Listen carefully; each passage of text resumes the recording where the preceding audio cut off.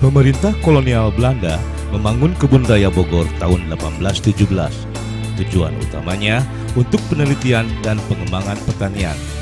Jawatan inilah yang menjadi cikal bakal Badan Penelitian dan Pengembangan Pertanian yang populer disebut Badan Litbang Pertanian yang resminya berdiri pada tahun 1974 berdasarkan keputusan Presiden nomor 44 dan 45 di bawah Departemen Pertanian saat itu. Fungsi dan peran utama lembaga ini sebagai penyelenggara kegiatan penelitian dan pengembangan pertanian. Tantangan Badan Litbang Pertanian adalah bagaimana menciptakan inovasi pertanian dengan karakter Indonesia. Kita tahu bahwa Indonesia merupakan negara tropika di dunia dan satu-satunya yang berbentuk kepulauan. Oleh karena itu, penelitian pertanian harus melihat kondisi karakteristik Indonesia. Badan Litbang Pertanian telah menghasilkan berbagai inovasi teknologi untuk membangun pertanian dengan karakter Indonesia. Sesungguhnya tugas Litbang cukup diuraikan dengan dua saja.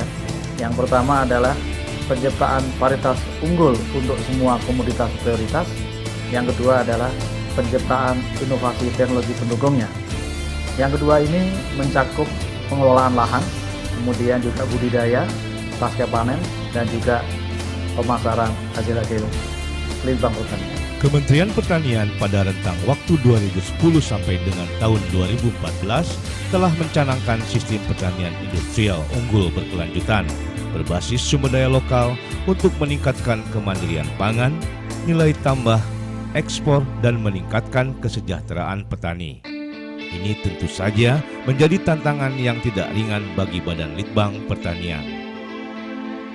Badan Penelitian dan Pengembangan Pertanian sesuai dengan visi misinya melakukan regulasi organisasi terdiri atas sekretariat, 4 pusat penelitian pertanian dan pengembangan komunitas, 7 balai besar penelitian dan pengembangan, 15 balai penelitian, 1 balai pengelola alih teknologi pertanian, 31 balai pengkajian teknologi pertanian, 2 loka pengkajian teknologi pertanian, dan 3 loka penelitian.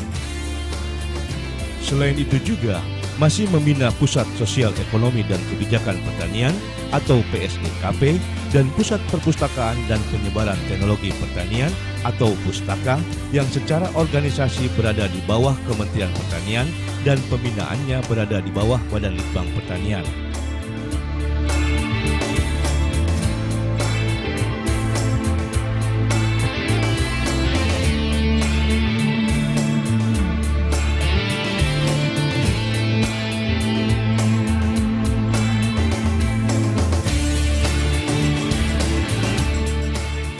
Badan Penelitian dan Pengembangan Pertanian merupakan lembaga penelitian pertanian terbesar di Indonesia yang memiliki 1.681 peneliti yang tersebar di seluruh Indonesia.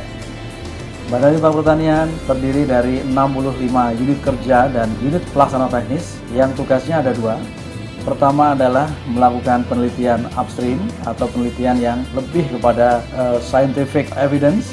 Kemudian yang kedua adalah balai pengkajian teknologi yang berada di setiap provinsi yang bertugas melakukan penelitian adaptif di daerah masing-masing. Pembinaan dan pengembangan sumber daya manusia merupakan prioritas utama Badan Litbang Pertanian. Selain terhadap peneliti, pembinaan dan pengembangan tenaga dilakukan pula pada tenaga penunjang, baik peningkatan pengetahuan dan keterampilan maupun pembinaan moral dan disiplin. Jumlah SDM Badan Litbang Pertanian per September 2013 sebanyak 7.643 orang, di mana 36,11% adalah tenaga fungsional termasuk peneliti non-kelas dan fungsional non-peneliti. Sedangkan tenaga administrasi 63,89%, tingkat pendidikan mereka 4.145 orang di bawah strata S1, sedangkan 3.498 orang berpendidikan dari tingkat sarjana sampai dengan doktoral atau S3. Badan Litbang Pertanian harus mampu memberikan jaminan mutu terhadap hasil penelitiannya dan mendapatkan pengakuan secara nasional dan internasional. melalui proses akreditasi atau sertifikasi sehingga diakui berkelas dunia. Jumlah laboratorium pengujian di Balai Besar dan Loka Penelitian di Badan Litbang Pertanian pada tahun 2013 sebanyak 165. 29 laboratorium telah terakreditasi dan akan terus ditingkatkan. Selain laboratorium dan pelaksanaan tugas dan fungsi Badan Litbang Pertanian, juga didukung oleh 119 kebun percobaan seluas 4.614,28 hektar tersebar di 43 UPT dan digunakan untuk penelitian dan pengkajian konservasi, ex situ, sumber daya genetik, produksi benih sumber, dan show window inovasi teknologi. Sampai tahun 2014, Badan Litbang Pertanian mampu menghasilkan tidak kurang dari 400 teknologi inovasi pertanian dan diantaranya mampu menjadi unggulan yang fenomenal, seperti misalnya dalam program peningkatan produksi beras nasional atau P2BN melalui pengadaan bibit padi unggul baru yang berumur pendek yang telah diterapkan secara luas mencapai sekitar 90% luas pertanaman padi di Indonesia dan teknologi produksi spesifik lokasi.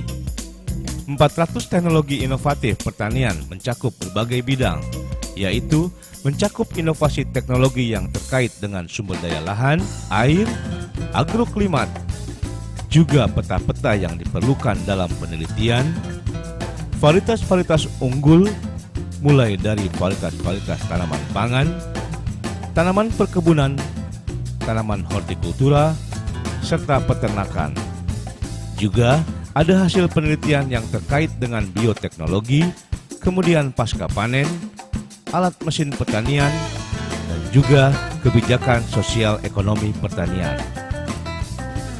Beberapa program unggulan Badan Litbang Pertanian yang fenomenal diperkenalkan kepada masyarakat melalui sistem Dissemination Multi-Channel atau SDMC.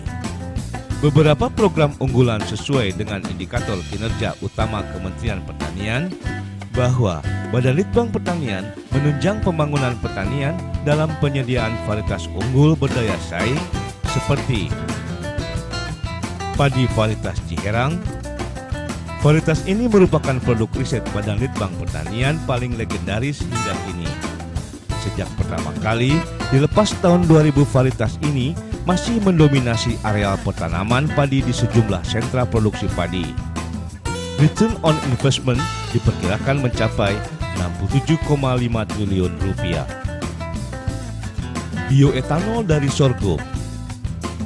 Sorghum mempunyai prospek cerah di masa depan untuk dikembangkan sebagai bahan produksi etanol. Batang sorghum manis, bagase atau hasil perasan nira, dan bijinya dapat diolah menjadi etanol setelah melalui proses ekstraksi. Produksi etanol tinggi persatuan luas dari nira batang sorghum manis selain dipengaruhi oleh kadar etanol per kilogram batang, juga banyak ditentukan oleh produksi biomas batang masing-masing varietas. Kemiri Sunan, harapan baru bahan bakar nabati. Disebut tanaman beracun karena kemiri Sunan berbeda dengan tanaman kemiri pada umumnya yang biasa digunakan sebagai bahan bumbu masakan. Biji kemiri Sunan tidak boleh dikonsumsi atau dimakan karena mengandung racun. Namun, di balik racun inilah sesungguhnya manfaat biji kemiri Sunan luar biasa. Berdasarkan penelitian Badan Litbang Pertanian, Kementerian Pertanian, biji kemiri Sunan adalah penghasil bahan bakar nabati dengan kualitas terbaik dibanding tanaman lain, termasuk kelapa sawit dan jarak. Indo Jarwo Transplanter dan Indo Combine Harvester. Indo Jarwo Transplanter dan Indo Combine Harvester adalah terobosan baru mekanisasi pertanian dari Badan Litbang Pertanian guna mengatasi masalah tenaga kerja di sektor pertanian yang makin berkurang dan susut panen. Kedua alsintan ini dirancang oleh anak negeri dan sudah menyesuaikan dengan kondisi lahan sawah di Indonesia. Dengan Indo Jarwo, maka dapat dilaksanakan penghematan tenaga kerja dari 1 hektar banding 50 orang menjadi 1 hektar banding 3 orang saja. Demikian pula dengan induk combine harvester, susut panen dapat ditekan hingga 2%.